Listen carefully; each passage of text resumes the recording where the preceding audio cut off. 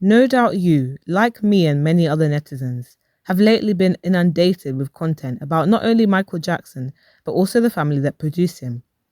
It seems like collectively, we've all been sent tumbling down a spiral of the late performer's life and legacy. Clip after clip of performances on YouTube, bits of interviews on TikTok, factoids on Instagram. Video after video of the Jackson 5 performing, first as bright-eyed young boys, then Afro teens, then bedazzled young men with sparkly outfits and jerry curls. Early on in my spiral, I stumbled across a family interview of all of Catherine and Joe's children, minus Jermaine. Their three daughters Latoya, Rebe and Janet, their youngest son Randy, who had by this point joined his brother's band, as it was renamed from the Jackson 5 to the Jacksons, as well as the better-known members of the iconic boy band, Michael, Marlon, Jackie and Tito. It was shortly after they had left Motown to sign to Epic Records, having spent more than 6 years dominating the charts with hit after hit. I was struck by how beautiful each and every one of them were. Pretty smiles, glowing skin, high cheekbones, almond eyes.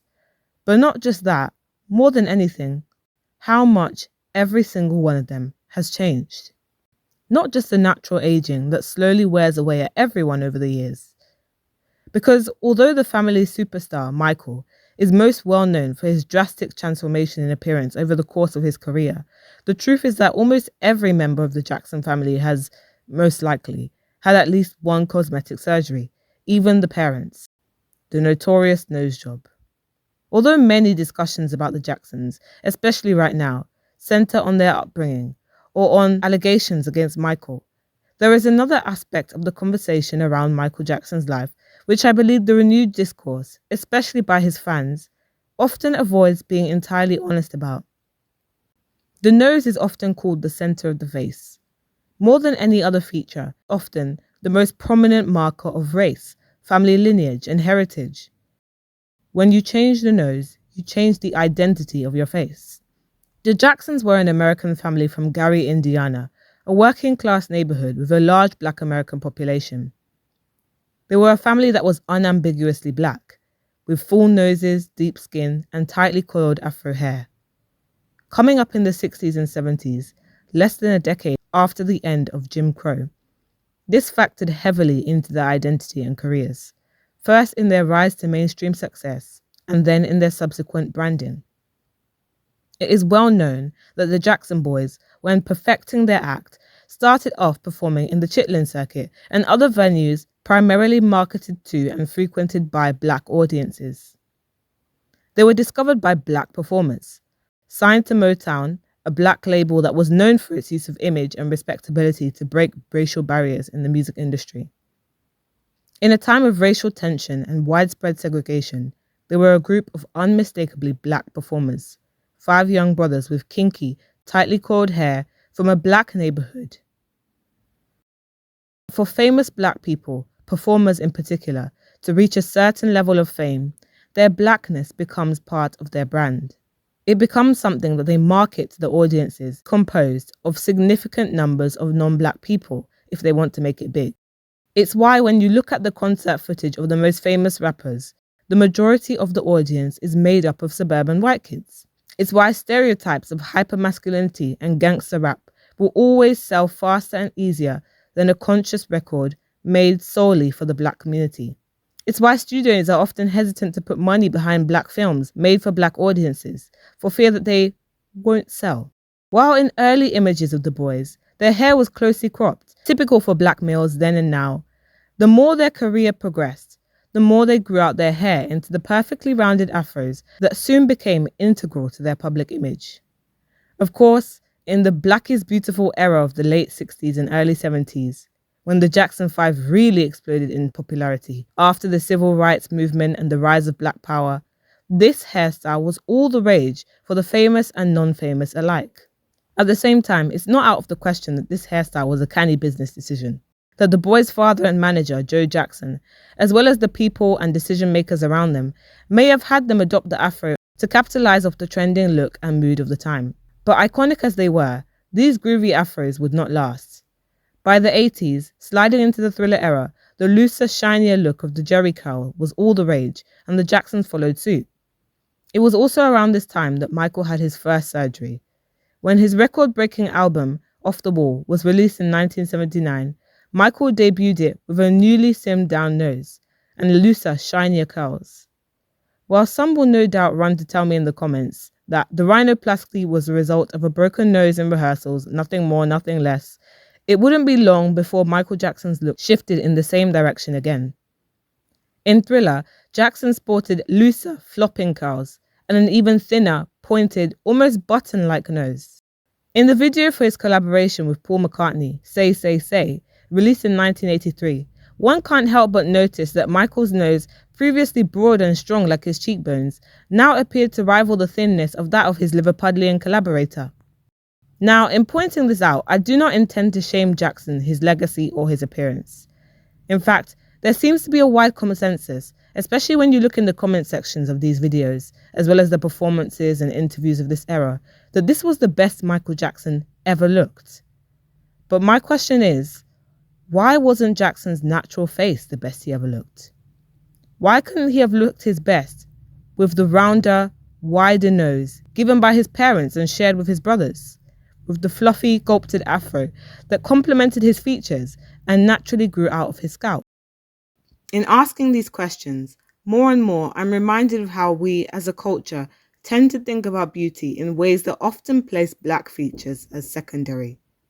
Unambiguously Afro-descended features as okay, but not beautiful. Good, but could be improved.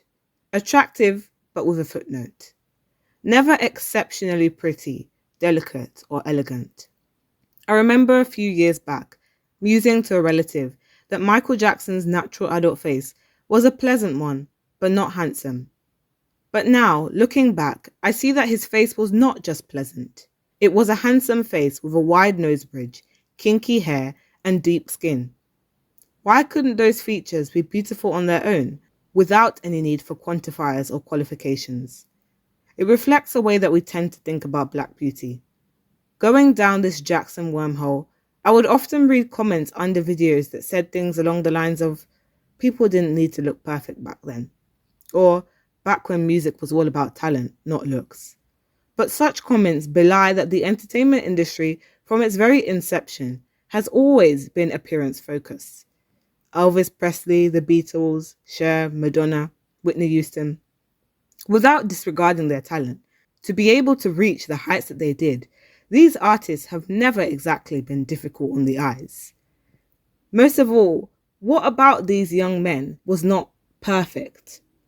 They were slim-bodied, wore glamorous, stylish outfits with high cheekbones, voluminous hair, and beautiful smiles. They were also black, with black features. But this was not a dampener on their beauty. The underlying tone to comments like these is that while they were talented and decent-looking before all the surgery, they were not beautiful, and they were not perfect. The truth is, our ideas about beauty are heavily influenced by our socialization. We live in a world in which 80% of the planet was colonized by European nations, nations which still hold significant wealth and influence, not just in world developments, but also in the media we consume, the ways we think, what we consider to be truth, intelligence, advancement. We live in a world where the United States has been the hegemonic power for the past century and has exercised this power not just through military force, but also culturally, through the media they distribute and we all consume. This is a media which more often than not chooses straighter hair, slimmer noses, lighter skin, slimmer bodies to represent beauty. What we find attractive, what we find sexy, as opposed to what is just cute, or what we can acknowledge from afar is not bad looking, is shaped by all of these things. I nonetheless wish to point out that I did find a substantial amount of comments lamenting Michael's evident unhappiness with his natural appearance, declaring that he was beautiful just the way he was. However, I also noticed that whether from the spaces in which these comments were found, or the language used in them, or even just the profile pictures, they tended to be made by black people. That is not, of course, to say that only black people can appreciate black beauty. Far from it. In fact, black people are often the quickest to tear each other down for not meeting beauty ideals that were imposed on us. and, as the case of the Jackson family reveals, can often be the most self-critical for failing to live up to these standards. But two truths can exist at once, and there is a type of beauty in people of African descent that another person of African descent is often most likely to recognize. Sometimes some Michael Jackson fans talk about him in a way that strikes me as quite deracialized. And in some ways, I think that Michael himself may have helped to create this kind of discourse. I don't think it's a coincidence that the first nose job came around the time of the release of his first adult album, when he was trying to differentiate himself from his family and reach new heights in record sales and mainstream success. Likewise, the subsequent surgical procedures, from Thriller to the accelerated transformation in Bad, came at times when Jackson was trying to switch up his image and cultivate an even broader appeal. Up until what I like to call the point of no return in regards to his appearance around the 90s, when he began to draw especially heavy criticism for his changing looks, the more deracialized his career became, and the more he permeated stratospheric heights that completely obliterated color lines. Equally, the more ethnically ambiguous, the more white his appearance became. It is almost as if, alongside his separation from his family and embarking on his solo career, his appearance was a means to permeate into these spaces it takes a special, rarefied caliber of black artists to be able to do. And yes, I know there will be some people here mentioning vitiligo. And I do not doubt that vitiligo was something that Michael Jackson dealt with. But ask yourself, was skin color the only aspect of Jackson's appearance that changed, especially in such a way as to shift the perception of his race? And we all know that Michael was at times no stranger to lying to the public about his motivations and decisions. It's worth noting that from the moment the Jackson 5's career skyrocketed, the daytime show appearances, the music videos, often found them being the only group of black people in the room. In order to succeed, black performers had to, and still have to, permeate white spaces, to mold themselves into these rooms where people like them are an anomaly. So back to the wider Jackson family. Michael isn't the only one that had surgery. In fact, most of them appear to have undergone procedures that gave them slimmer, thinner, straighter noses than those of their youth.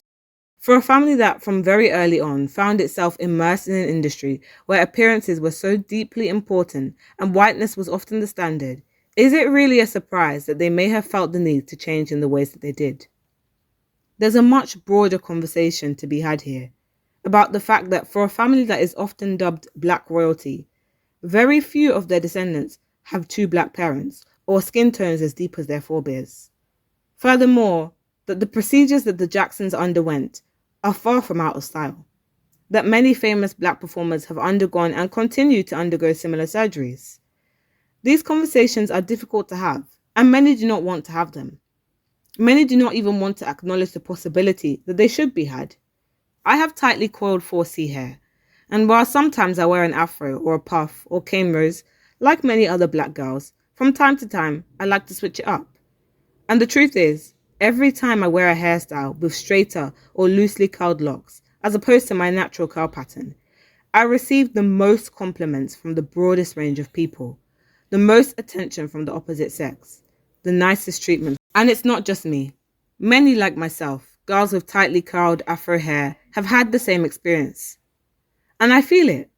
As humans, we are bound to notice those things. We are bound to take note. Who doesn't want to get compliments, to feel desired? We are bound to adjust our behavior accordingly. Very often, people say things like, beauty is in the eyes of the beholder, or beauty is subjective. But if there is one thing to take away from this video, it is that sayings like these hide behind the much larger truth that beauty is inextricably rooted in power and hierarchy. What we find beautiful, often without ever consciously deciding to feel that way, is rooted in what the society we live in not only tells us to find beautiful, but rewards for its beauty. From the time we are children, we absorb these ideas. So if there's one thing I would like you to do after watching this video, it is to ask yourself with complete unflinching honesty, who do I find beautiful? What do I find beautiful? Do those features resemble my own, or those of my parents, my siblings, my ancestors? Truly, why? The answers might surprise you.